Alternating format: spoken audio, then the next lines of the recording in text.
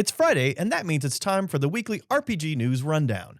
We begin with several stories about the impending release of the new D&D 5.5 or 2024 or 2025 or 25.5 or whatever they're calling them. This week, Wizards of the Coast shared some details about the new 2024 Dungeon Master's Guide.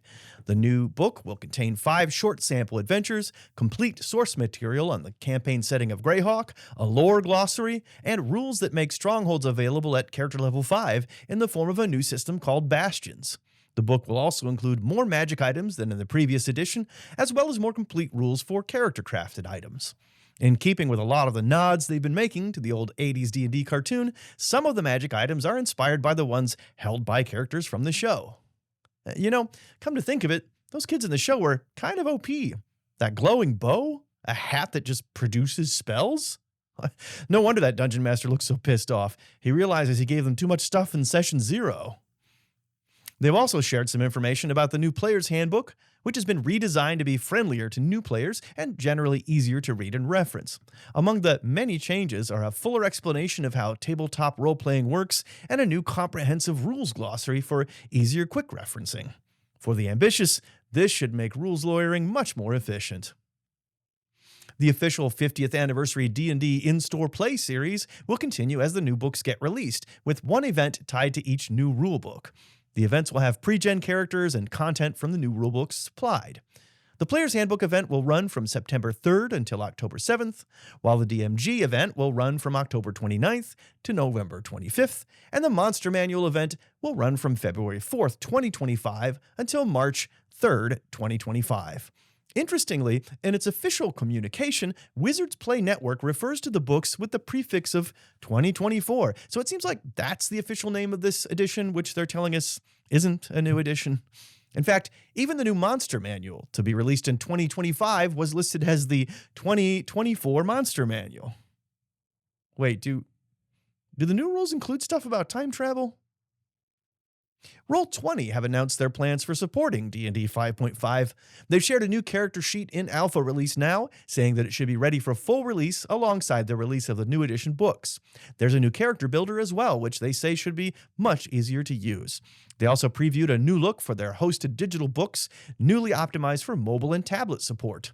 These are just more signs that the VTT wars are heating up, as Roll20 looks to more completely take on D&D Beyond.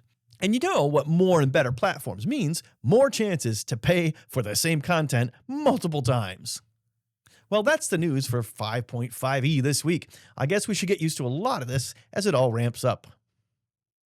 Kobold Press has announced a new supplement called Campaign Builder Castles and Crowns, with rules for building custom kingdoms for either players or DMs. It's compatible with 5e and Tales of the Valiant, and contains rules for creating castles and royal dynasties. It also includes a system for kingdom-level play, in which your kingdom itself has a character sheet and can play in epic-scale game terms. And TTRPGs have been around long enough. We've now even seen playable dungeon characters, so why not a playable kingdom character?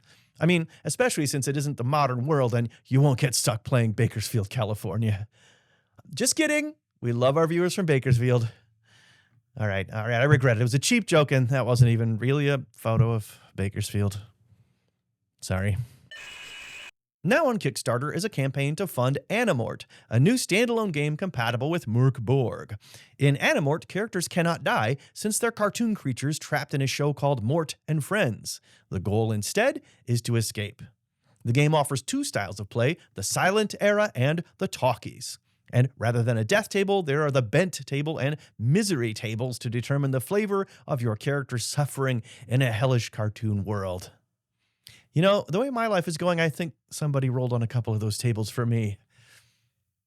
On BackerKit now is a new supplement for Dungeon Crawl Classics called It's a Thieves' Life. The book offers more depth and excitement for thief characters, including character development resources that feature complex characters with detailed backgrounds and motivations, along with adventure hooks and scenarios themed on thievery. I haven't seen such a big celebration of crime since all the OJ trial coverage back in the 90s. Joining the burgeoning trend of new actual play RPG shows is Heretic Hunt, starring former Games Workshop video presenters Louise Sugden and Chris Peach. This series will be set in the Warhammer 40k universe, but won't use the official games for that setting, Wrath and Glory or Imperium Maledictum. Instead, they'll use D&D 5e. The show will tell the story of Inquisition agents out to stop the shenanigans of heretical rituals. The playgroup says they chose D&D to make the show more accessible to fans of popular shows like Critical Role, who will be more familiar with it than the other games. And that's just barely enough of a mention of Critical Role for me to get Matt Mercer on the thumbnail again. Yes. Now on Kickstarter is a new edition of Castles and Crusades called Reforged. CNC was one of the seminal games in the old school renaissance of fantasy role-playing, and in the new edition, it'll be revised to remove OGL-related content. The Kickstarter includes several books: the Players Handbook, Monsters and Treasure, the Castle Keeper's Guide, an adventure compilation called Beneath the Canopy Green, and Barsoom, a pocket atlas to the dying planet. With 19 days to go, the Kickstarter is going quite well with around $100,000 in pledges so far. And that's way better than the GoFundMe I started to treat my irritable bowel syndrome. Okay, can we talk for just a second about how weird this stock photo is? Like, why is there a blood sample being tapped? Is this like a vampire with diarrhea? Speaking of vampires, a new source book for Vampire the Masquerade 5e called Gehenna War will be released in August. Pre-orders for the book are open now. The supplement presents information about the titular war, its effect on the different vampire factions, and new rules for building characters during the event, along with new combat options and equipment. But what's the deal with the Band-Aid on that person's nose? They have vampire teeth, so I guess they're a vampire, but somehow their nose got cut? Or did they make a vampire spawn by cutting their nose and having the other one drink from their nose? I have so many questions. Well, that's the news for the week. I'm Dave, and thanks for watching.